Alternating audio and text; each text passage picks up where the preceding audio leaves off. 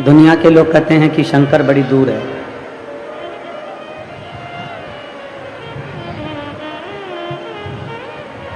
दुनिया के लोग कहते हैं शंकर को रिझाना, शिव को मनाना बड़ा कठिन है। पर शिव महापुराण की कथा कहती है, भगवान शंकर का चरित्र कहता है,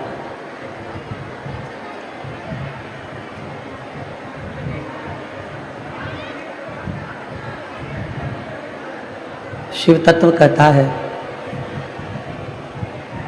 भगवान शंकर का पवित्र चरित्र वर्णन करता है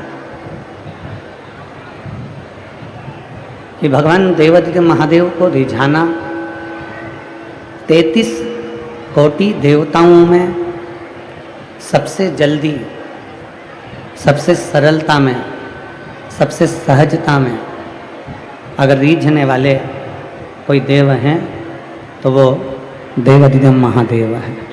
बहुत सरलता में रीझ जाता। बस शिव को कोई आडंबर पसंद नहीं। मेरे शंकर भगवान को कोई आडंबर पसंद नहीं है। मेरे शंकर भगवान को कोई दिखावा पसंद नहीं है। मेरे शंकर भगवान को कोई छल पसंद नहीं है। मेरे शंकर भगवान को कोई प्रपंच पसंद नहीं है, कोई ढोंग पसंद नहीं है। शिव जी जैसे एकदम सिंपल, सरल, सहज, आपकी जिंदगी भी ऐसी ही सिंपल, सहज और सरल होना चाहिए। शिव जी को ये प्रियता नहीं है कि आप कोई दिखावा करें। शिव जी को ये प्रियता नहीं कि आप कोई ढोंग करें, कोई प्रपंच करें, कोई छल करें। ना ना, शिव सरल है। इसीलिए शिव महापुराण की कथा कहती है कि शंकर का भक्त जो होता है, शिव भक्त की सरलता।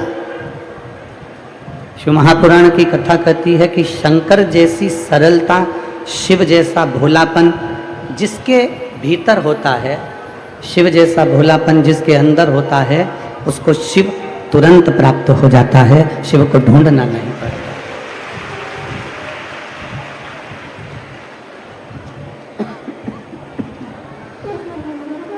शंकर भगवान को प्राप्त करने के लिए आपको कहीं जाना नहीं है।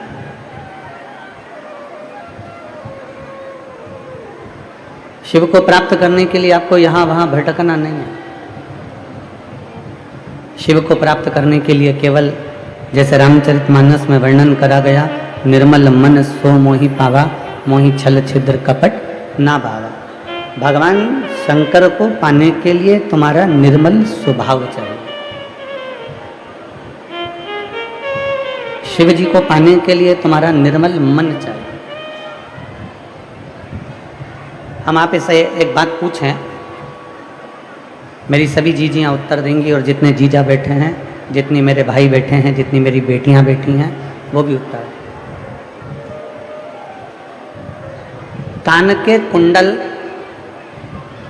पहनने से क्या होता है?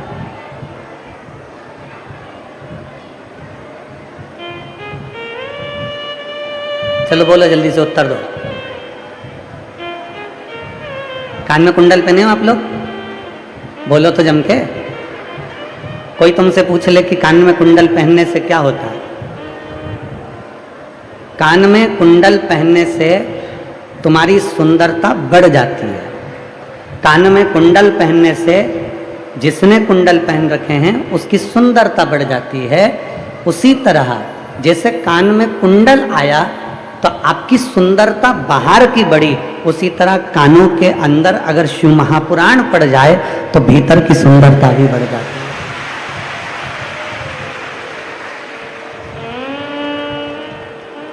कान के कुंडल से बाहर की सुंदरता बढ़ती है, और शिव महापुराण जब कानों के अंदर प्रवेश करती है, कानों के अंदर जाती है, श्रवण शक्ति में प्रवेश करती है, कानों के अंदर पहुंचती है, तो उससे हमारी भीतर की सुंदरता बढ़ती है। बाहर की सुंदरता से पति रीझ सकता है, बाहर की सुंदरता से पत्नी रीझ सकती है, बाहर की सुंदरता से तुम्हारी बहनें रीझ सकती हैं, बाहर की सुंदरता से तुम्हारे परिवार रीझ सकता है, बाहर की सुंदरता से तुम्हारे रिश्तेदार रीझ सकते हैं, पर बाहर की सुंदरता से शंकर नहीं रीझते, राम नहीं रीझते, कृष्ण नहीं रीझते। भगवान को रिझाने के लिए बाहर की सुंदरता नहीं, भगवान को रिझाने के लिए भीतर की सुंदरता चाहिए।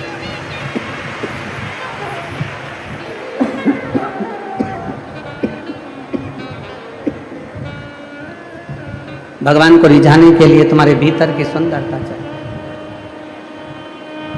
जितने भीतर से तुम सुंदर होगे, जितने भीतर से तुम श्रेष्ठ होगे, उतना परमात्मा मिलने के लिए आतुर है,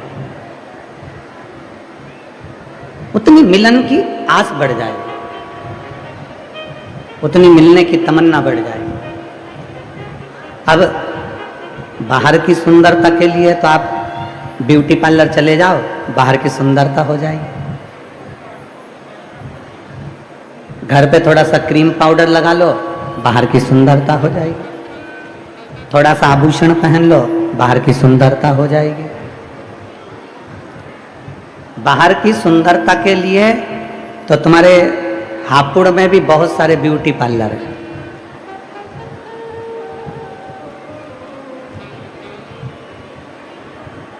वो जैन साहब के यहाँ से कथा स्थल तक आते हैं ना, तो बीच में जैन साहब के घर से लेकर ये जो पुल आता है, इसके बीच में भी 3-4 ब्यूटी पार्लर है। ऐसा नहीं कि नहीं। अब जब जैन साहब के घर से लेकर पुलिया तक 4 ब्यूटी पार्लर हैं, तो हापुड़ में जरा अंदाजा लगाना कितने ब्यूटी पार्लर होंगे। अब जरा विचार करिए, बाहर की सुंदरता के लिए पूरे हापुड़ में ब्यूटी पार्लर हैं, बाहर की सुंदरता के लिए पूरे दिल्ली में ब्यूटी पार्लर हैं, बाहर की सुंदरता के लिए पूरे गाजियाबाद में ब्यूटी पार्लर हैं, बाहर की सुंदरता के लिए पूरे मेरठ में ब्यूटी पार्लर हैं, पर भीतर की सुंदरता के लिए तो केवल ये 5 दिन का पार्लर लगा था, जो कल विराम हो जाए। ये भीतर की सुंदरता का, ये आत्मा की सुंदरता का। बाहर की सुंदरता से पति रीझेगा, पति आपका होगा। बाहर की सुंदरता से पत्नी रीझेगी, पत्नी आपकी होगी। पर भीतर की सुंदरता से पति पत्नी रीझे ना रीझे, पर भीतर की सुंदरता से मेरा महादेव रीझ जाता है, जो तुम्हारा हो जाता है। बोल बम का नारा है।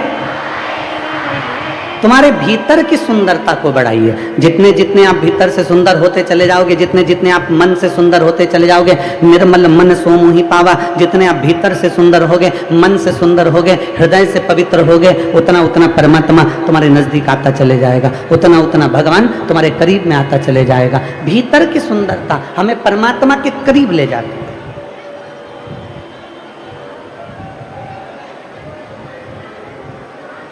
भीतर की सुंदरता हमें भगवान के करीब लेकर जाती है, बाहर की सुंदरता जगत के करीब लेकर जाती है। इसलिए शिव महापुराण की कथा कहती है, भगवान शंकर का चरित्र कहता है, शिव तत्व कहता है कि दुनिया की कोई किताब तुम पढ़ो मत पढ़ो, ये तुम्हारी मर्जी। शिव महापुराण की कथा कहती है, दुनिया की कोई किताब पढ़ो मत पढ़ो, दुनिया की कोई पुस्तक पढ़ो मत पढ़ो, ये तुम्हारी मर्जी है। पर शिव महापुराण की कथा कहती है कि दुनिया की सबसे अच्छी पुस्तक, दुनिया की सबसे अच्छी किताब अपना मन है, इसलिए इस मन को एक बार जरूर पढ़ना चाहिए। दुनिया की सबसे अच्छी पुस्तक, दुनिया की सबसे अच्छी किताब अपन स्वयं है।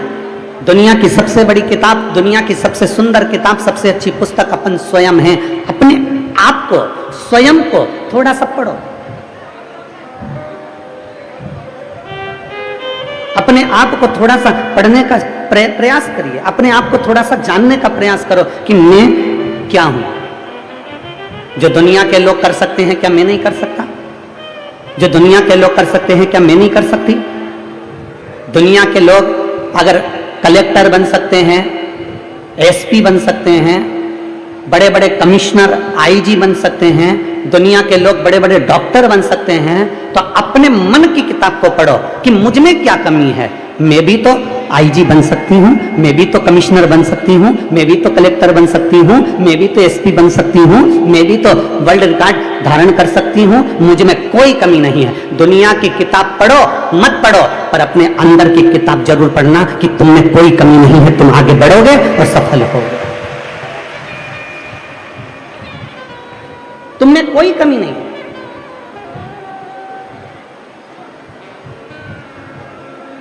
दुनिया के लोग कहते हैं तेरे बस की नहीं है, दुनिया के लोग कहते हैं ये तेरे बस की नहीं है। आप लोग हमारी बात पर हंसेंगे, विचार करेंगे कि गुरुजी ऐसी बात कहते हैं। कभी मौका मिले तो हमारे आशीष जी से हमारे बाल्यावस्था पूछिएगा।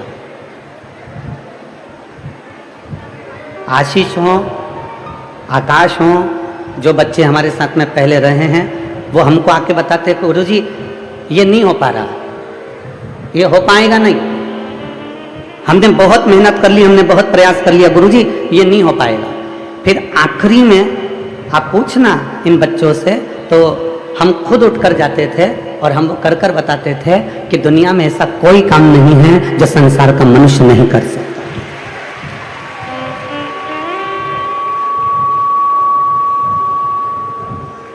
दुनिया का ऐसा कोई काम नहीं है जो आप नहीं कर सकते। जब दुनिया का कोई व्यक्ति कलेक्टर बन सकता है, एसपी बन सकता है, कमिश्नर बन सकता है, आईजी बन सकता है, कोई बड़ा ऑफिसर बन सकता है, तो आप क्यों नहीं बन सकते? आपके अंदर कौन सी कमी है?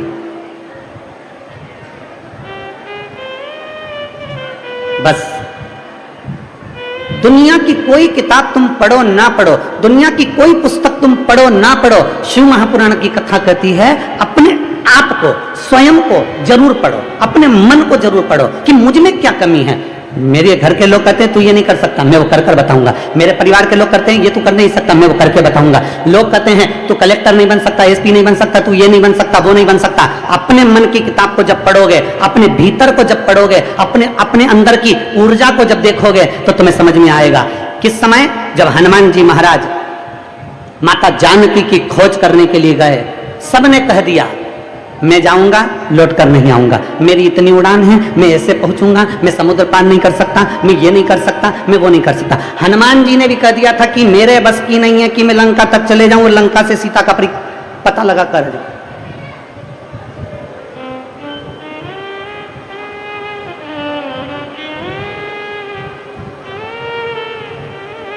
श्री हनुमान जी महाराज ने भी कह दिया था कि मेरे बस की बात नहीं है कि मैं चले जाऊं और जानकी जी का पता लगा कर आऊं।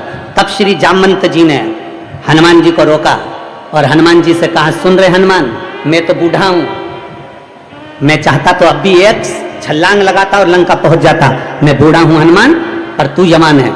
हनुमान ऐसा मत बोल कि तू नहीं जा सकता, अपने अंदर झांक, अपने अंदर पढ़, अपने भीतर अपने वीरता का स्मरण कर कि तुझ में कोई कमी नहीं है, तो लंका जाएगा भी, आग लगाकर वापस आएगा भी, ये निश्चितता है।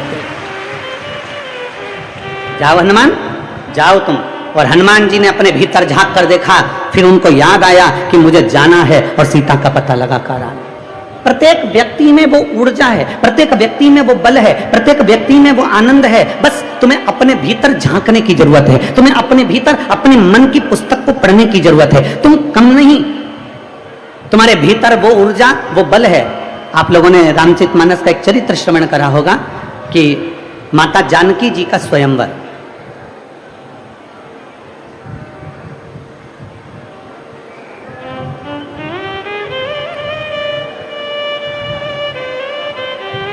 दो तीन कथाएं आप अपने जीवन में जरूर उतारिएगा।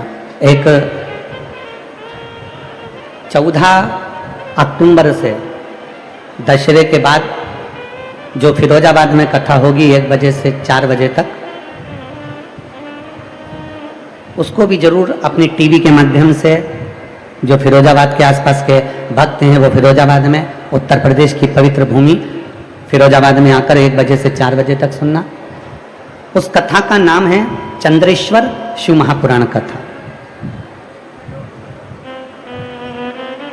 सोमेश्वर शिव महापुराण की कथा। उस पूरी कथा में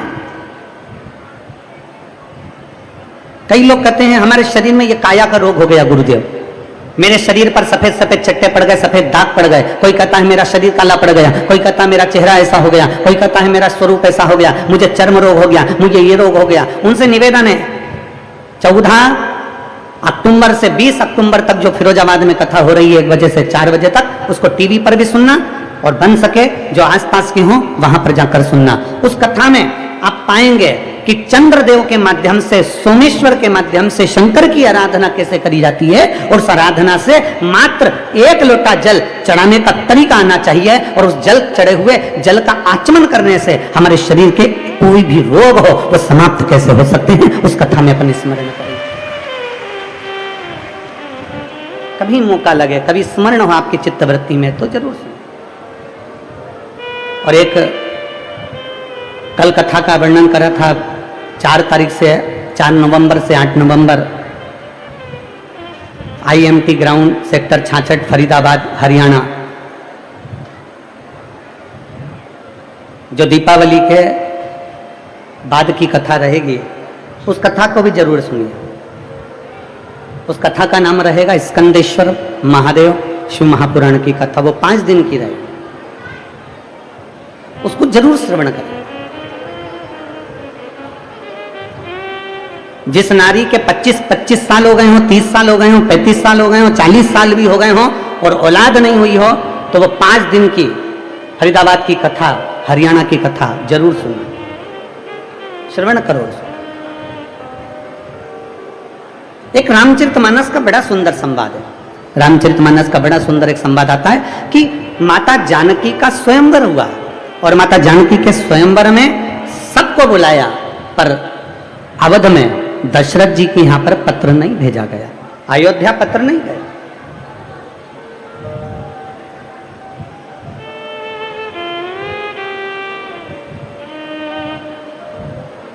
सबको आमंत्रित करा, पर अवध नरेश को, श्री दशरथ जी महाराज के यहाँ पत्र नहीं गया, अयोध्या में पत्र नहीं गया। क्यों नहीं गया?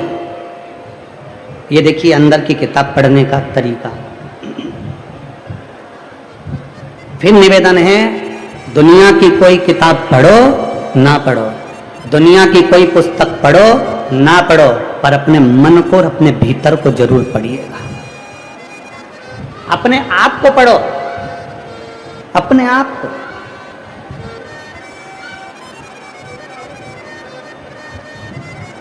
जनकपुरी से पत्र गए सभी जगह, सीता जी का स्वयंवर है, मां जानकी का स्वयंवर है, माता जानकी का स्वयंवर है, पर पत्र अयोध्या नहीं गया, अवध नहीं गया, अवध नहीं गया। कारण केवल एक था। एक बार राजा जनक जी के सेनापति वन में घूमने के लिए निकल गए, और राजा जनक जी का सेनापति जब वन में घूमने के लिए निकले, राजा जनक जी के सेनापति जब वन में भ्रमण करने को निकले, इसको थोड़ा ऊंचा करे बाबा, और इधर वाला भी जरा सा ऊंचा करिए। राजा जनक जी के सेनापति जब भ्रमण करने के लिए निकलते हैं, घूमने के लिए निकलते हैं, छोड़ा, और हिरण को साध कर जब बाण छोड़ा, हिरण भागता गया, सेनापति उसके पीछे पीछे भागते गए। हिरण भागता गया, सेनापति उसके पीछे पीछे भागते गए, और भागते भागते वो हिरण अयोध्या में कब प्रवेश कर गया, अवध की सीमा में कब प्रवेश कर गया, ये उस सेनापति को नहीं मालूम पड़ा। और उसने साध कर बाण छोड़ा हिरण के लिए। जैसे ही बाण छोड़ा हिरण के लिए, वो हिरण को तो नहीं लगा, पर अयोध्या की एक गाय को लग गया।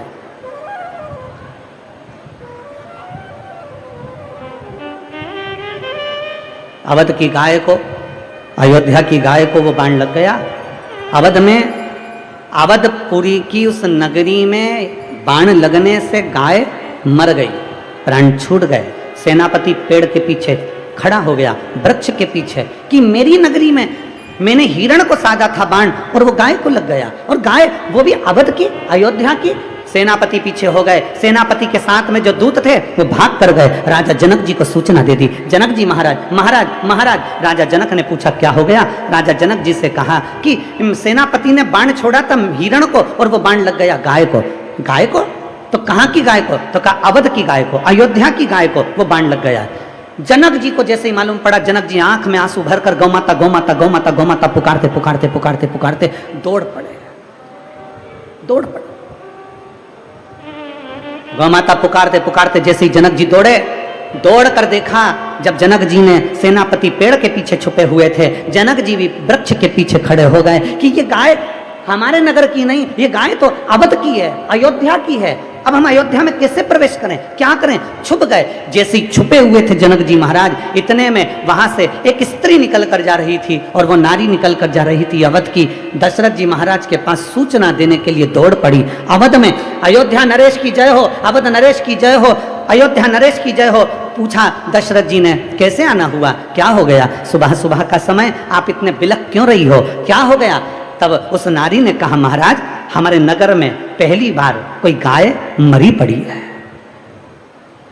हमारे नगर में पहली बार कोई गाय मरी पड़ी है। अयोध्या नरेश, दशरथ जी ने कहा अपने नगर में? हाँ अपने नगर में। हाँ क्या करा जाए? अवध नरेश ने उसी समय पर सूर्य नारायण भगवान को अर्घ देकर लोटे का जल ले जाकर शंकर भगवान का अभिषेक करने जा रहे थे। उसी लोटे का जल तुरंत हाथ में, उसी लोटे को उस स्त्री को पकड़ा दिया। स्त्री से कहा लिए जल ले जाओ, मैं शंकर जी को चढ़ाने के लिए जा रहा था। शिव अमर बूटी देने वाले हैं, इस जल को उस गौ माता पर छींट देना, मुझे उम्मीद है गाय जीवित होगी। उस स्त्री ने कहा अवध नरेश से कि दशरथ जी ये गाय पानी से जीवित हो सकती है? अवध नरेश कहते हैं कि मैंने दिल से देव अधिदेव महादेव की आराधना करी है, मैंने दिल से सूर्य नारायण की आराधना करी है, मैंने दिल से शंकर भगवान की आराधना करी है और मेरा विश्वास कहता है कि वो गाय जीवित होगी। अभी आपको कथा में कहा था कोई किताब पढ़ो मत पढ़ो, पर अपने मन की किताब को पक्का पढ़कर रखना कि हमारा बल प्रबल होना चाहिए। ये मेरा विश्वास कहता है कि अवध में वो गाय जीवित होगी। स्त्री पानी का लोटा लेकर दौड़ी, जल लेकर दौड़ी और जल ले जाकर जैसी गाय पर छींटा, गाय जीवित हो गई। जनक जी महाराज पेड़ के पीछे से खड़े होकर देख रहे थे कि एक स्त्री के हाथ से, दशरथ जी से लाए हुए पानी से जब गाय जीवित हो सकती है, तो जनक जी ने विचार कर लिया मैं अपनी बेटी के स्वयंवर में अवध में पत्र नहीं भेजूंगा, क्योंकि अवध में अगर पत्र जाएगा दशरथ जी के हाथ में पत्र लग जाएगा और दशरथ जी अगर धनुष यज्ञ में आ गए तो मेरी बेटी सीता को ब्याह कर कर ले जाएंगे। मैं बूढ़े के साथ बेटी नहीं ब्याहना चाहता, इसलिए मैं अयोध्या में पत्र नहीं भेजूंगा, मैं अवध में पत्र नहीं भेजूंगा, मैं अयोध्या में पत्र नहीं भेजूंगा।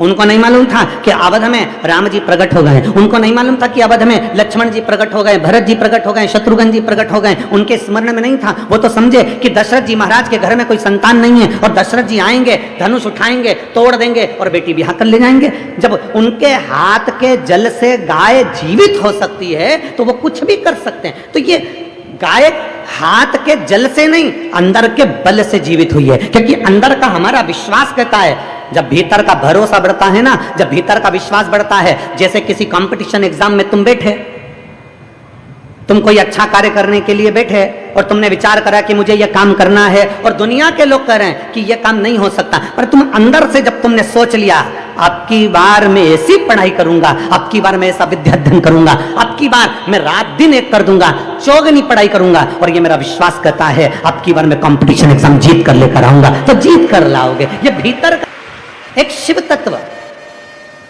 एक शंकर के प्रति करा गया भरोसा, एक शिव के प्रति करा गया विश्वास हमारी दृढ़ता को मजबूत कर देता है, हमारे विश्वास को मजबूत कर देता है, हमारे बल को मजबूत कर देता है। बस एक नियम धारण करो, दुनिया की कोई किताब आप पढ़ें ना पढ़ें, शिव महापुराण की कथा कहती है अपने हृदय की किताब को, अपने दिल की किताब को, अपने मन की किताब को पढ़ो।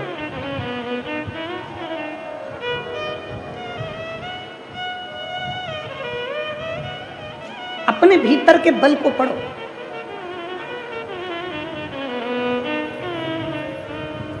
खाली ना जाता कोई दर से तुम्हारे, खाली न जाता कोई दर से तुम्हारे, मैं भी खड़ी हूँ बाहें पसारे, अपने हृदय से लगा लो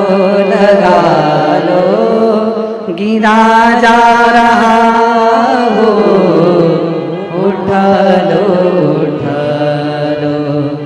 भोले अपने दर से अब तो न टालो, गिरी जा रहे हो, उठा लो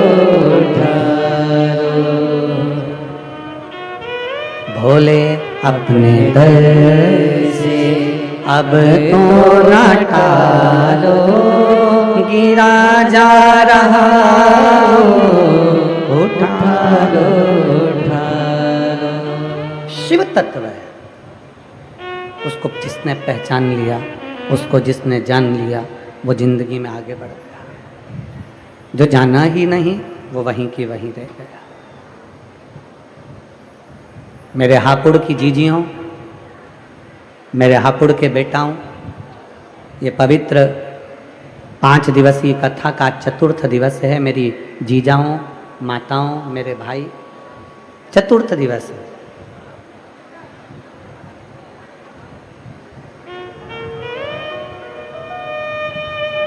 शर्मा परिवार,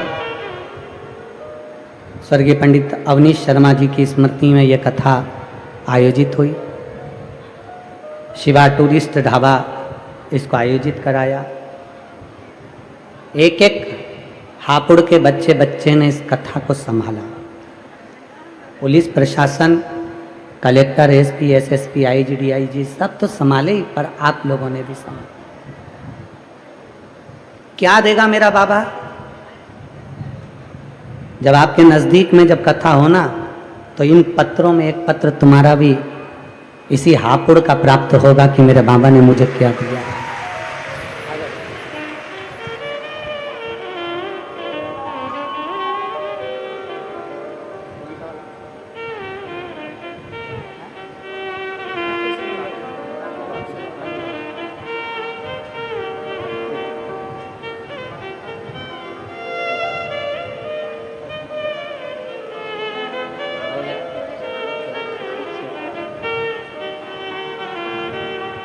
एक दिन की कथा के लिए आए थे और बाबा ने ऐसी कृपा करी कि शिव कृपा से पुनः बाबा को प्रणाम करने के लिए आए कि बाबा तूने एक ही दिन में हमारे को निहाल कर दिया।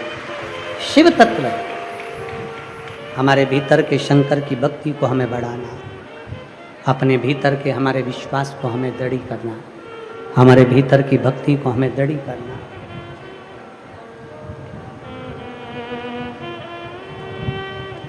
दुनिया के लोग उसको मंदिर में ढूंढते हैं, दुनिया के लोग उसको ना जाने कहाँ कहाँ जाकर ढूंढते हैं।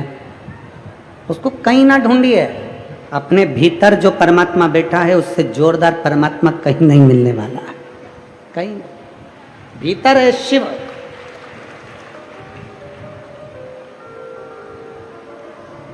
ढोंग प्रपंच से दूर हो जाओ, ढकोसले से दूर हो जाओ, दिखावे से दूर हो जाओ। कोई तुमसे कह दे कि इनको ये आते हैं, वो आते हैं, और ये यहाँ चले जाना और वहाँ चले जाना, और वो घूमे फिरे और तुमसे कह दे कि ये दाना ले जा और वो काम हो जाएगा, और वो दाना ले जा और वो काम हो जाएगा। ना ना, कर्जा तुमने किया है तो चुकाना भी तुमको ये सियोर वाला महाराज आकर नहीं चुकाएगा। दुख तुम्हारा है तो तुम्हें ही समाप्त करना है, कोई दूसरा दुख नहीं मिटाएगा। सिर तुम्हें दुखा है तो दवाई तुम्हें खाना है, कोई दूसरा दवाई नहीं खाएगा। छींक तुम्हें आई है तो छींकना तुम्हें है, पड़ोसी नहीं छींकेगा। खांसी तुम्हें आई है तो खांसना तुम्हें है, कोई दूसरा तुम्हारे बत्तल का नहीं खांसेगा। उसी तरह तकलीफ तुम्हें आई है तो लोटा भरकर जल तुम्हें चढ़ाना पड़ेगा, तो दुख तुम्हारा कटेगा।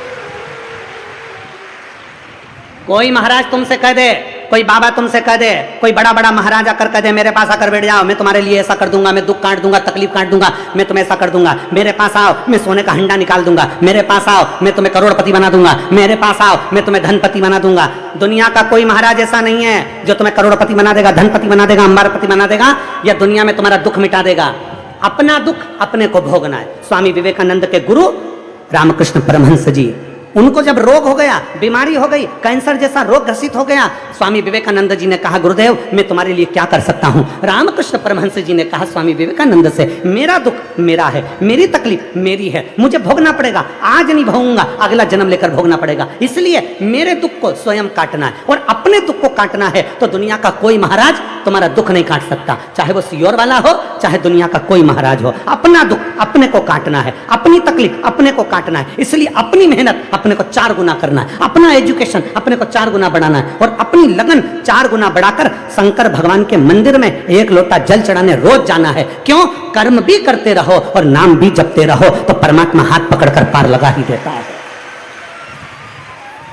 किसी ढोंग प्रपंच में मत पड़ना, किसी की शरणागति में किसी के कहने पर मत चले जाना कि मेरे पास आकर बैठ जाओ मैं ऐसा कर दूंगा। ना ना, ये आपकी लगन का है, ये आपकी मेहनत है।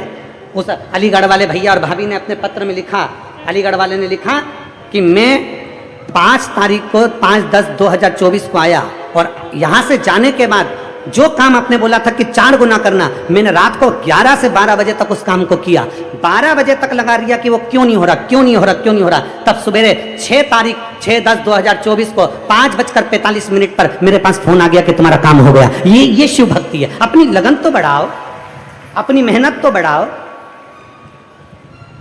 है हमारे भीतर का विश्वास दृढ़ हो जाता है तो शिव क्यों ना सुने हमारे। दुनिया के लोग कहते हैं गुरुजी ये पंडाल में ऐसा क्या है। दुनिया के लोग आते हैं, प्रणाम करते हैं, रज लगाते हैं और प्रणाम कर कर कथा सुनकर जाते हैं, भूमि को नमन करते हैं, प्रणाम कर कर दंडवत कर कर जाते हैं, बाबा से विनती कर कर जाते हैं। हमारा निवेदन है जितने श्रोता भाई बहन आस्था चैनल पर कथा सुन रहे हैं, जितने फेसबुक यूट्यूब पर कथा सुन रहे हैं और जितने इस हापुड़ की पवित्र भूमि पर कथा सुन रहे हैं, उनसे निवेदन है दिल से जब श्री शिवाय नमस्तुभ्यम का जाप आप और हम करें, उसके बाद में 2 क्षण बाबा से अपने मन की बात जरूर कहें। कहते हैं ट्रेन स्टेशन पर रुकती है, बस स्टैंड पर रुकती है, उसी तरह हेलीकॉप्टर हेलीपैड पर उतरता है, उसी तरह मेरा महादेव शिव महापुराण में उतरता है। तो ये दिल से कहा, आप शंकर से अपने मन से कहो, दिल से कहो, उससे एक भाव लगाकर। और आज तो कथा की 4था दिन है ना, कल कथा समापन होगी, तो आज कौन सी रात्रि है? शिवरात्रि। आज तो कथा का 4था दिन है, कल विराम हो जाएगी। कल की कथा सुबह 8 बजे से 11 बजे तक होगी, 11 बजे कथा विराम हो जाएगी। आप अपने घर जाएंगे, हम सीहोर जाएंगे, फिर अष्टमी नवमी पूछ कर वापिस दशहरा कर कर फिर वापिस फिरोजाबाद के लिए आ जाएंगे। तो ये आपके भीतर का बल है और मुझे विश्वास कहता है, हापुड़ की इन माताओं से मेरा भरोसा कहता है, नवरात्रे की कथा सुन रहे हो, हनुमान शिव महापुराण की कथा सुन रहे हो, फिरोजाबाद में आप लोगों के कईयों के पत्र वही प्राप्त हो जाएंगे। ये भरोसा है हमारा, ये विश्वास है मेरे शंकर पर। आप दिल से उससे कह कर जाइए, अरे मैंने तेरे ही भरोसे बाबा, तेरे ही भरोसे हवा बिच उड़ती जावांगी बाबा, डोर तो छड़ना में कटती जावांगी। भोले मैं तेरी पतंग, शंभो मैं तेरी पतंग, हवा बिच उड़ती जावांगी बाबा, डोर तो छड़ना में कटती जावांगी। अपने विश्वास को बढ़ाइए, अहंकार को थोड़ा दूर पटक दीजिए, अभिमत्ता को थोड़ा ले जाकर एक कोने में पटक दीजिए। आप कितने बड़े भी सेठ हो, कितने भी धनपति हो, कितने भी करोड़पति हो, कितने भी सत्तापति हो, शंकर शमशान में रहते हैं जहां सबकी शान सम है, बराबर है। इसलिए शंकर की कथा में कभी भी जाना तो ये मानकर जाना कि मैं मेरे बाबा से मिलने जा रही हूँ, वो मेरा पिता है और मेरा बाबुल, मेरा बाप, मेरा पिता मेरी बात सुनेगा और मेरी झोली खुशियों से भरेगा, क्योंकि मैं अपने पिता से मिलने के लिए जा रही हूँ। अपने पिता से। अगर कोई कुबेरेश्वर धाम आता है, सीहोर कोई पहुँचता है और कुबेरेश्वर बाबा की धरा पर अगर कोई आता है तो हम उससे एक ही बात कहते हैं, कुबेरेश्वर बाबा की भूमि पर आए हो, यह सोच कर मत आना कि सीहोर वाले महाराज के आए हो। कुबेरेश्वर बाबा की धरा पर आए हो तो जान कर आना कि अपने बाप से मिलने के लिए, अपने पिता से, अपने बाबुल से मिलने के लिए आए हो। और पिता के घर आई हो तो याद रखना, कोई बेटी अपने बाप के घर से खाली हाथ वापिस नहीं जाती, तो कुबेरेश्वर धाम से भी कोई खाली नहीं जाता। आया है तो 3 महीने में वापिस आता।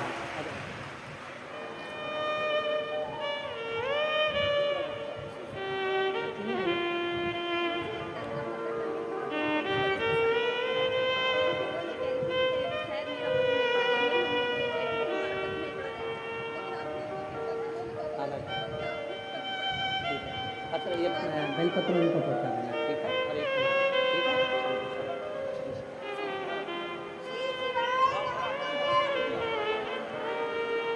बोल्ड आवाज है। श्री शिवाय।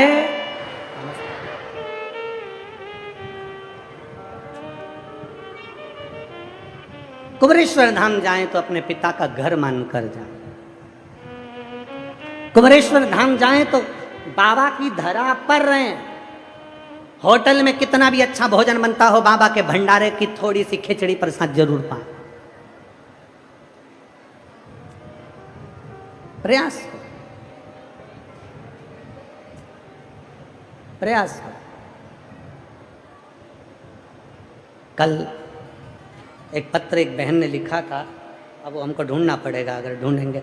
उसने पत्र में लिखा था, गुरुजी कुबरेश्वर धाम का भंडारा हर कथा में लगता है, यहाँ नहीं लगाया। हम उनको निवेदन करना चाहेंगे, कुबरेश्वर धाम का भंडारा कुबरेश्वर धाम पर चलता है। श्राद्ध पक्ष में 16 दिन जहाँ कथा होती है वहाँ भंडारा लगता है। उसने कहा हमको तो जरा सा प्रसाद उसमें से चाहिए था, बस हमको खिचड़ी खाना थी उसमें।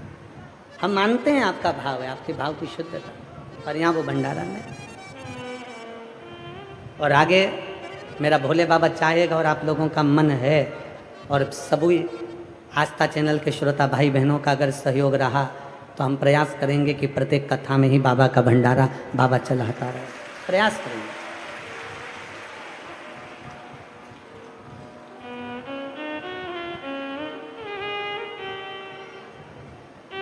पर होता क्या है, एक तो तुम्हारी भीड़ इतनी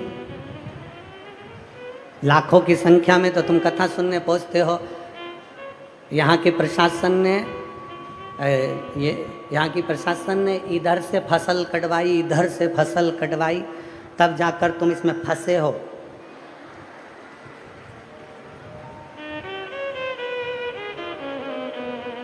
हम क्यों बार बार प्रशासन को धन्यवाद दे रहे हैं, क्योंकि इन्होंने टॉयलेट आगे रहकर बनवाना, एम्बुलेंस फोन बुलवाना, फायर ब्रिगेड बुलवाना, पानी की व्यवस्था करवाना, हर जगह पर यजमान करवाते हैं। पर मैं धन्यवाद देता हूं यहाँ की प्रशासन को, जिन्होंने आगे रहकर ये सारी व्यवस्था करवाई। साधुता है आपको, बहुत बहुत साधुता। और साथ में यहाँ पर श्रोता भाई बहन जो आ रहे हैं उनको साधुता है, जो साथ में पानी की कैरेट ला रहे हैं, पानी की पाउच की बोरियां ला रहे हैं, तोक के दूर से अपने सिर पर रख रख कर लाकर सबको दे रहे हैं। और पर निवेदन, पानी बांटने वालों से भी, बिस्कुट बांटने वालों से भी, ये जितने अंदर बैठे हैं ना, इनसे ज्यादा जो धूप में तप रहे हैं ना, उनको देने का प्रयास करिएगा। तुम्हारे पास तो है 2 बाटल, अरे बोलो तो जम के लाए हो ना पानी की बोतल? कहाँ है, जरा दिखाओ, जल्दी दिखाओ, उठाओ। हाँ, अरे वाह, जोरदार। नजर उतारवा लेना घर जाके, बहुत जोरदार। रख वापिस रख, बहुत जोरदार। धन्यवाद, बहुत बहुत धन्यवाद, साधुवाद है। आप बोलबम का नारा है, बहुत जोरदार तैयारी करके आते हो तुम लोग, ईमानदारी की बात है, बहुत जोरदार।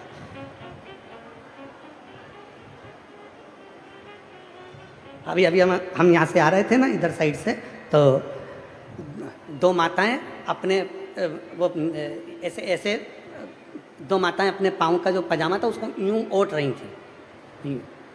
तो रहा नहीं गया हमसे, तो हमने वो जैन साहब का बालक, क्या नाम उसका, अंशु, तो वो हमको लेकर आ रहा था। हमने उससे कहा, क्यों रे ये माताएं ये नीचे से उनके पाँव कीचड़ में भी नहीं भिड़े? फिर ये कहा, गुरुजी मैंने भी कल एक माता से पूछ लिया था कि तुम ये ऐसी युद्ध के मैदान में जाती हो, ऐसी तैयारी करके कथा में जा रही हो, क्यों? तो क्या भैया, कथा सुनना किसी युद्ध से कम नहीं है।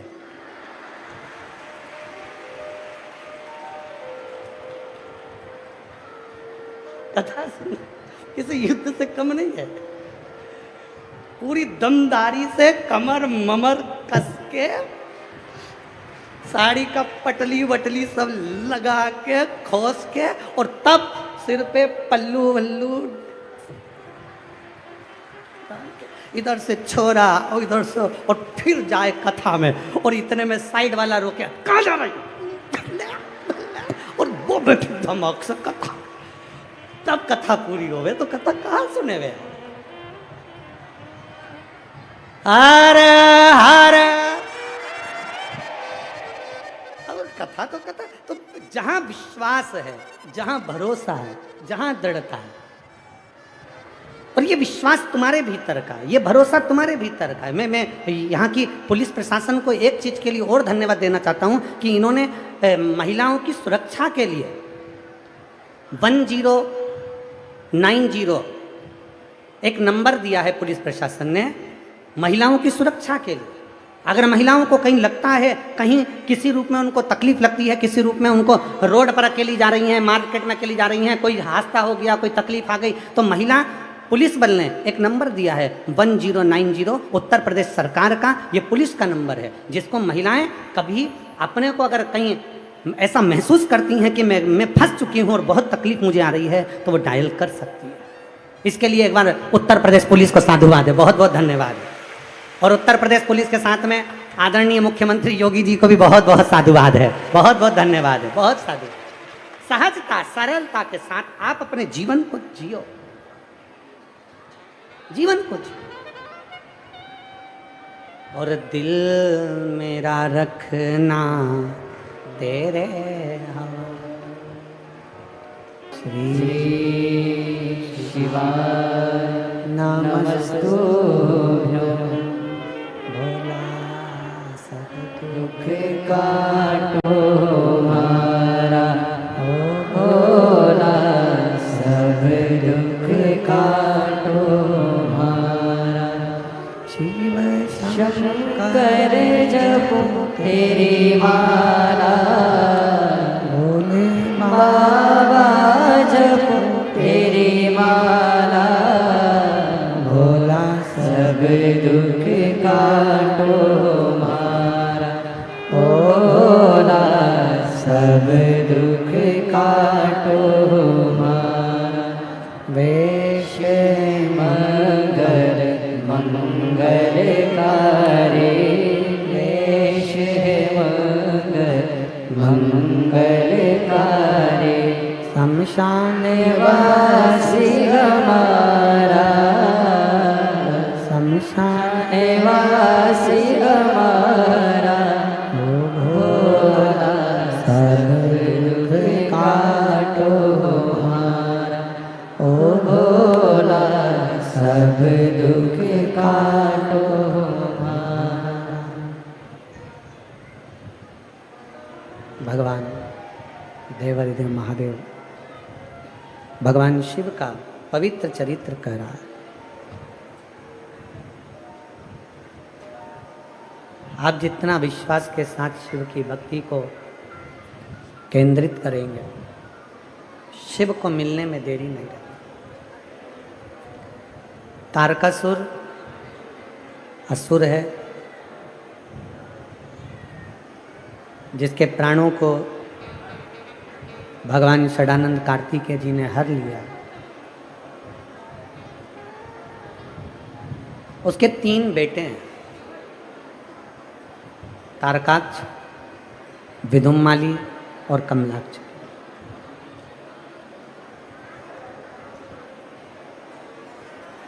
इन तीनों ने भगवान ब्रह्मा जी से वर मांगा है कि हमारे प्राण ना छूटे, हमारी मृत्यु ना आए, हमारी मौत ना हो, हमारा शरीर ना छूटे। पर ब्रह्मदेव ने कहा कि ऐसा नहीं हो सकता, प्राण तो तुम्हारे छूटेंगे, शरीर तो तुम्हारा जाएगा, प्राण तो तुम्हारे जाएंगे। ये ब्रह्मा जी ने कह दिया। ब्रह्मा जी बोले इसका कोई उपाय, कोई तरीका, कोई उपाय हो तो वो बताओ।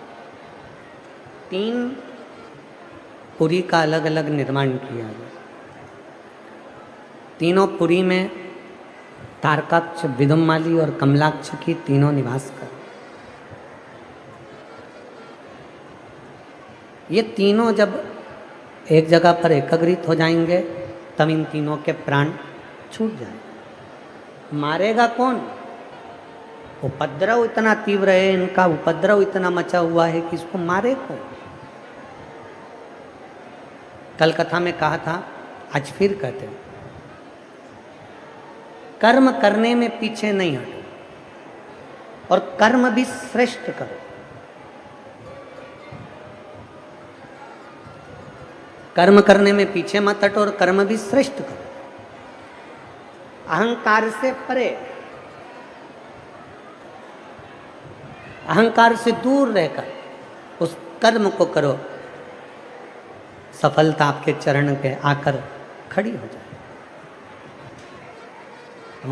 मत बुरे कर्म कर बंदे वरना पछताएगा, भगवान की आंखों से तू बच नहीं पाएगा, तो बच नहीं पाएगा। अरे ओ अज्ञानी मत कर नादानी, अरे ओ अज्ञानी मत कर नादानी। तेरे कर्म का फल भी तू ही पाएगा, जैसा किया तूने तेरे आगे आएगा।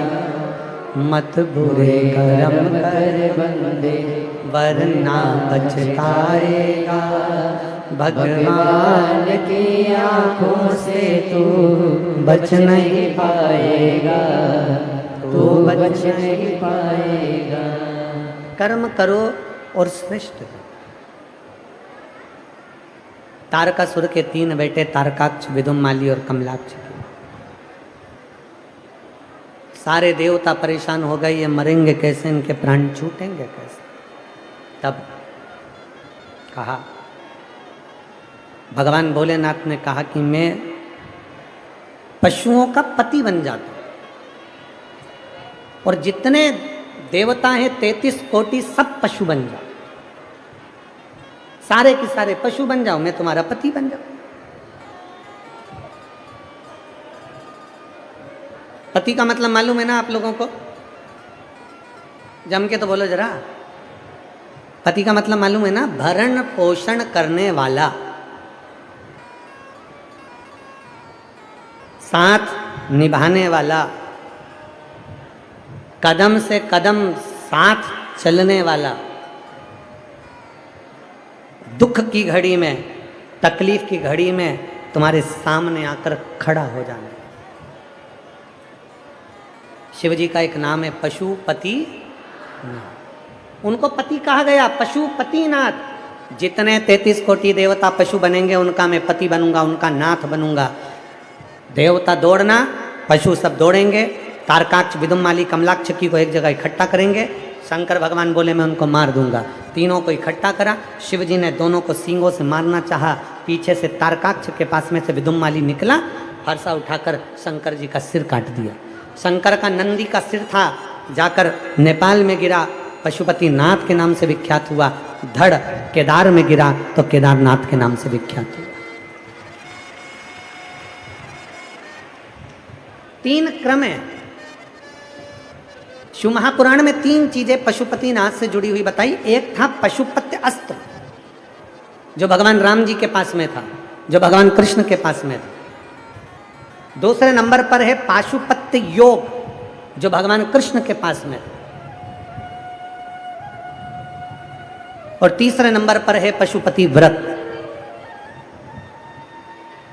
पाशुपत्य अस्त्र प्राप्त करने के लिए हमारे ना जाने कितने जीवन निकल जाएंगे, जन्म निकल जाएंगे, तब तक पशुपति अस्त्र हमारे पास में नहीं आएगा।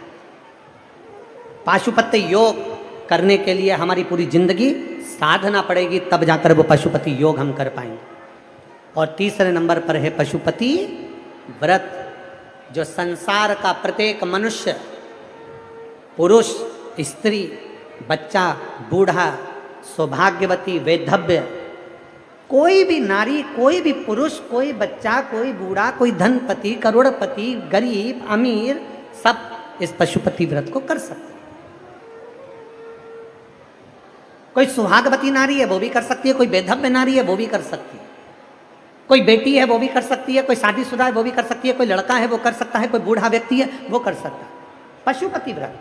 हम पशुपति अस्त्र नहीं ला सकते, हम पशुपति योग नहीं कर सकते, पर पशुपति व्रत को हम कर सकते हैं। उस व्रत का नियम ये रहता है, 5 सोमवार का व्रत होता है, आज के ज़माने में तो महाराज होन उस पशुपति व्रत को भी इतना लंबा चौड़ा बता दिए। एक दिन पहले नहाओ तो वहाँ जाओ, तो नदी नहाने जाओ, तो वहाँ से ये लाओ, तो वो करो, तो ऐसा ढोंग प्रपंच से भगवान कभी प्रसन्न नहीं हुआ। फिर याद रख लो, पशुपति व्रत का जो वर्णन है सीधा सीधा 5 सोमवार का व्रत होता है। जिस मंदिर में पहला सोमवार करोगे उसी मंदिर में 5 सोमवार करना। तुम्हें कहीं जाना पड़ जाए किसी सोमवार को तो व्रत को छोड़ दो, आना फिर वापिस करना, तो वो 5 गिनती में लेना। जो छोड़ दिया वो गिनती में नहीं आए, फिर अगला व्रत गिनती में आ जाएगा। रजस वाला धर्म आ गया, रजो धर्म आ गया, 7 दिन 5 दिन घर में नहीं काम करना है, व्रत मत करो, अगला व्रत कर लेना, पर गिनाएंगे 5 ही। जैसे पहला व्रत कर लिया, दूसरा व्रत कर लिया, तीसरे व्रत में कहीं जाना पड़ गया या रजस वाला धर्म आ गया या कहीं जाना पड़ा, तुम नहीं कर पाए, तो वो तीसरा व्रत छोड़ दो, फिर वापिस आओ, जब तीसरा व्रत करो, फिर तीसरा व्रत हुआ, फिर चौथा, फिर 5वां। प्रत्येक व्रत में पूजा की थाली लगाइए भगवान शंकर की, जल लीजिए, शिव जी के मंदिर जाओ, शंकर जी का पूजा अर्चना सुबह कर दो। पूजा ना अर्चना कर कर जो पूजा की थाली है वो वापिस घर पर लाकर उसको ढाक कर रख दो। शाम को घर में प्रसाद बनाना है, बाजार से खरीदा हुआ प्रसाद लेकर नहीं जाना। मीठे का कुछ भी प्रसाद, खीर बना लो, हलवा बना लो, सीरा बना लो, तुम्हारी मर्जी पड़ जाए, मीठा चावल बना लो, मीठा भात बना लो, खीरान बना लो, लड्डू बना लो, पेड़ा बना लो, खुरसन बना लो, जो तुम्हारी मर्जी पड़ जाए, मीठा बनाओ, उतना ही बनाओ जितना मंदिर लेकर जाना। प्रसाद ज़्यादा बन जाएगा तो आप उसमें से आधा घर में छोड़ दोगे, घर में छोड़ दिया तो वो व्रत में स्वीकार नहीं होगा। जितना कढ़ाई में बना है, जितना भगोनी में बना है, वो पूरा की पूरा मंदिर जाना चाहिए, इसलिए उतना ही बनाओ जितना मंदिर लेकर जाना। प्रसाद को एक कटोरे में रख लो, पात्र में, थाली में 6 दिए रख लो, और पूजा की थाली वही जो सवेरे वाली है वही लेकर मंदिर जाओ। शाम के समय पर 6 ही दिए मंदिर में, जहाँ शंकर जी हैं उनके सामने जमीन पर 6 ही दिए रख लो। प्रसाद के 3 हिस्से, कोई कागज ले गए हो, दोना ले गए हो, प्लेट ले गए हो, उसमें 3 हिस्से कर दीजिए। भगवान के 6 दिए जो नीचे रखे हैं उसमें से 5 दियों को जला दीजिए, 5 दिया प्रज्वलित कर दो। 5 दिया प्रज्वलित करने के बाद भगवान की पूजन अर्चना कर लो। 6ठे नंबर का दिया जो जलाया नहीं है, बाबा से विनय कर कर पूजा की थाली लेकर अपने घर को चल दो। घर के अंदर जब प्रवेश करो, घर के अंदर जब आओ, सीधे हाथ अपना राइट हैंड घर के बाहर अपने सीधे हाथ की ओर बैठ जाओ, अंदर मत जाना, घर के बाहर बैठ जाओ, घर की ओर मुख कर कर सीधे हाथ की ओर बैठकर वहीं पर जो 6ठे नंबर का दिया है वो प्रज्वलित कर दो, जला दो। दिया जलाकर वहाँ पर विनती करो, बाबा ये मेरा आपकी कृपा से घर, बाबा आप आकर इसमें प्रवेश करना, मेरे दुख काटना, मेरे मन की यह कामना है पूर्ण करना। अंदर जाओ, घर के अंदर जब भोजन करो उससे पहले जो प्रसाद का एक हिस्सा लेकर आए हो उसे खा लो। अपने प्रसाद के हिस्से में से कोई बच्चों को, कोई पति को, कोई बूढ़ों को, कोई किसी को भी उस प्रसाद के हिस्से में से मत दो। वो प्रसाद केवल तुम्हें खाना है, उसके बाद भोजन करना। जो भी आप भोजन करते हैं वो भोजन ग्रहण करें। इसी तरह से 5 व्रत पूर्ण करना है। 5वां सोमवार का व्रत होगा।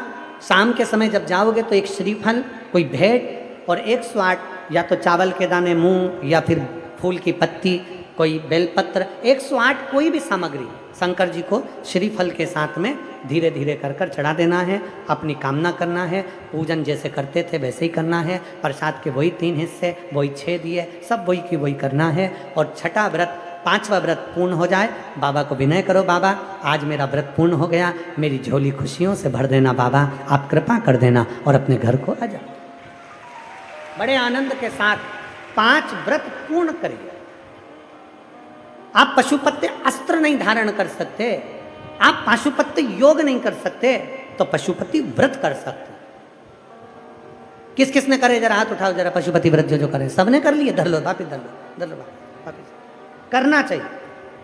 पशुपति व्रत का इतना प्रभाव है कि आप अगर दिल से कर रहे हो, हाँ हो सकता है कि फाइल मोटी है, दुख ज़्यादा है, कष्ट ज़्यादा है, 1 बार में नहीं हुआ, 2 बार में नहीं हुआ, 3 बार में नहीं हुआ, पर बाबा शिव महापुराण की कथा कहती है, शंकर के लिए किया गया दान, शंकर के लिए किया गया भजन, शंकर पर चढ़ाया गया 1 लोटा जल, और शंकर का किया गया पशुपति व्रत, शंकर का किया गया 16 सोमवार व्रत, शंकर के लिए करा गया संकट सोमवार का व्रत, शंकर के लिए करा गया प्रदोष का व्रत, शंकर के लिए करा गया सोमवार का व्रत, शिव पुराण कहती है वो कभी खाली नहीं जाता, उसका फल व्यक्ति को मिलता जरूर है, उसका फल प्राप्त होता ही है।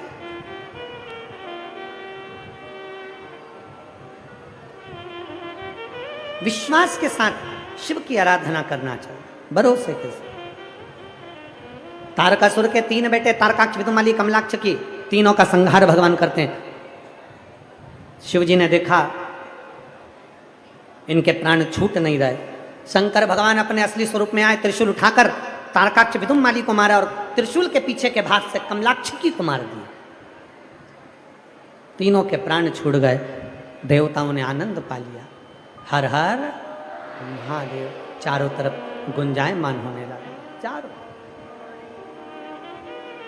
शिव तत्व कहता है।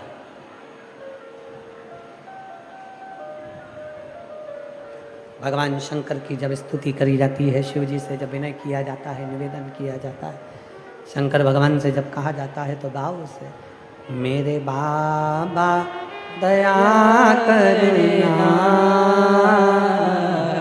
मैं तेरे भरोसे हूँ, मेरे बाबा दया करना,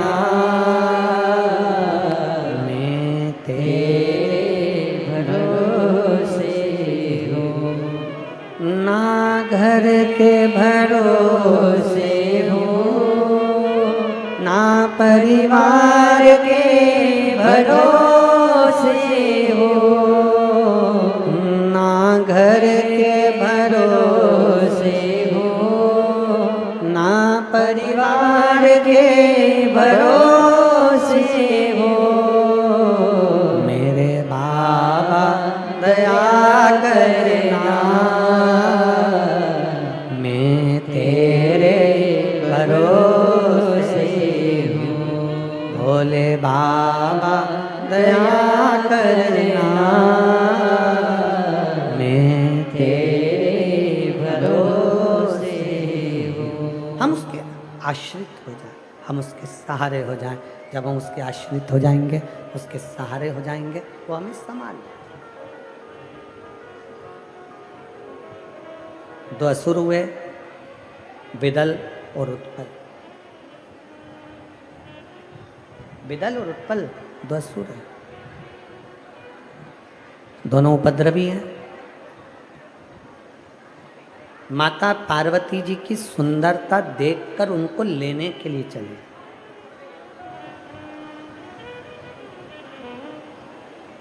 पर नीचे हो रहा हो, जिसको इंसुलिन लग रहे हो शुगर के, या आंखों से दिखना कम हो गया हो, नेत्र ज्योति कम हो गई हो, तो उनसे निवेदन है, ये हाथ की ये यहाँ से देखो, हाथ की ये पोर से लेकर ये दूसरे नंबर का जो पोर है, 1 पोर 2 पोर, ये यहाँ तक का जो पोर है, इतनी बड़ी एक बेलपत्र, इससे बड़ी बेलपत्र ना लीजिए। आप लोग एलईडी पर देख सकते हो, आस्था चैनल पर देख, इससे बड़ी बेलपत्र ना लीजिए, बस इतनी बड़ी बेलपत्र, ये 2 पोर के बराबर बेलपत्र लेकर अशोक सुंदरी वाली जगह पर रखकर, जो पानी का लोटा है, जल का पात्र है, लोटा है, कलश है, उस बेलपत्र वाली जगह पर शंकर जी को जल,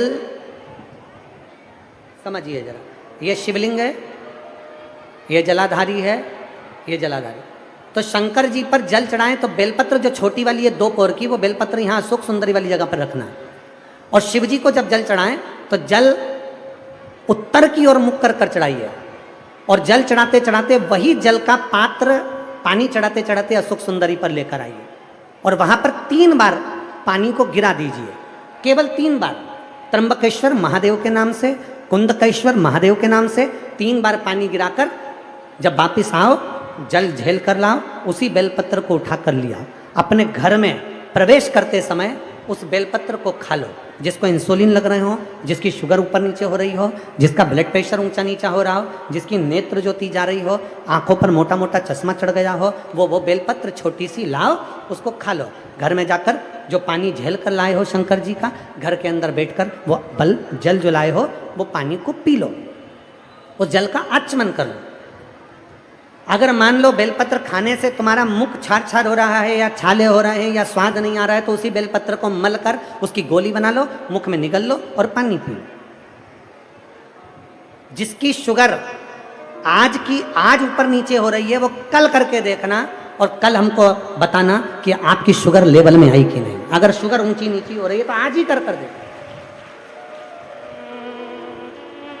जिसका बीपी ऊंचा नीचा हो रहा है वो भी आज ही कर देखो। कल तक तो हम यहां पर हैं, कल 11 बजे तक नहीं जाएंगे हम तुम्हारे बीच में से, 11 बजे तक तुम्हारे यहीं पे रहेंगे। हो कल कर देखो कि हमारी बीपी गड़बड़ हो रही है, हमारी शुगर गड़बड़ हो रही है, ऊंची नीची हो रही है। एक बेलपत्र और क्या कृति की अशोक सुंदरी वाली जगह पे चढ़ाकर उत्तर की ओर मुख कर जल चढ़ाते हुए वही पानी अशोक सुंदरी की ओर 3 बार गिराते हुए त्र्यंबक के नाम से, कुंदकेश्वर महादेव के नाम से, और वही बेलपत्र लेकर आ जाओ, पानी झेल कर लिया। बेलपत्र घर में प्रवेश करते करते उसको खा लीजिए, पानी घर में बैठकर आचमन कर लीजिए, बाबा देवादिदेव महादेव कुंदकेश्वर का नाम लीजिए। मेरा कुंदकेश्वर महादेव आपको सुरक्षा अवश्य प्रदान करता है, अवश्य। शिव शिव है, शंकर शंकर।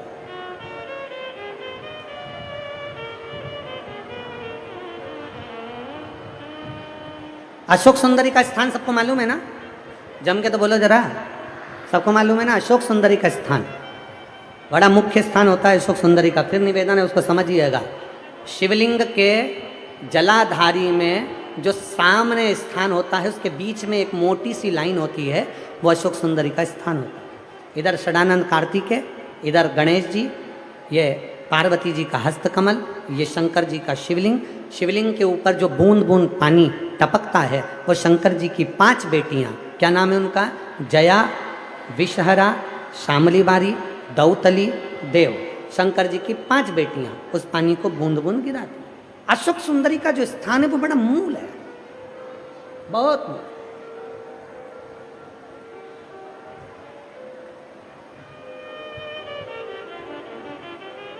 यहां तक कहेंगे हम,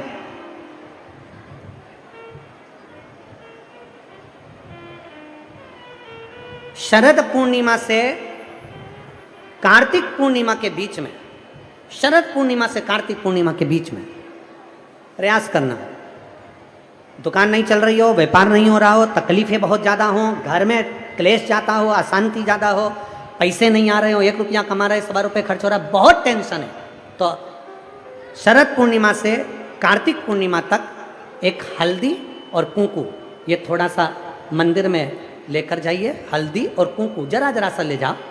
अशोक सुंदरी वाली जगह पर पहले शंकर जी पे जल चढ़ा दो, अशोक सुंदरी वाली जगह पे जल चढ़ा दो, और वह हल्दी और कुंकू की एक एक बिंदी अशोक सुंदरी वाली जगह पर अपनी कामना कर कर लगा कर आओ।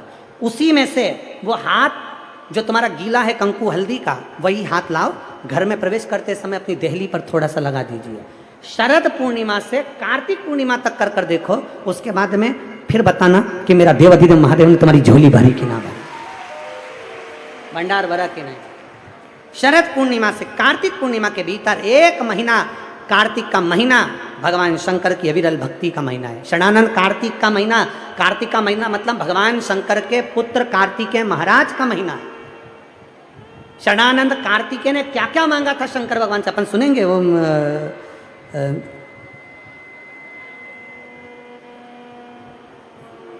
हरियाणा में कहाँ कथा है? फरीदाबाद।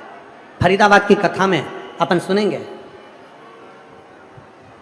स्कंदेश्वर शिव महापुराण में अपन सुनेंगे क्या क्या मांगा है भगवान कार्तिकेय ने, भगवान देवादिदेव महादेव से क्या कहा है, भगवान शंकर से क्या प्रार्थना करी है, शिव जी से क्या मांगा, इस कार्तिक महत्तम, कार्तिक महत्व का वर्णन क्या है।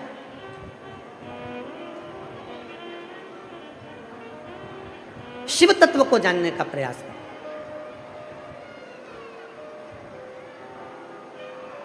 सुना है हमने ओ भोले तेरी काशी में मुक्ति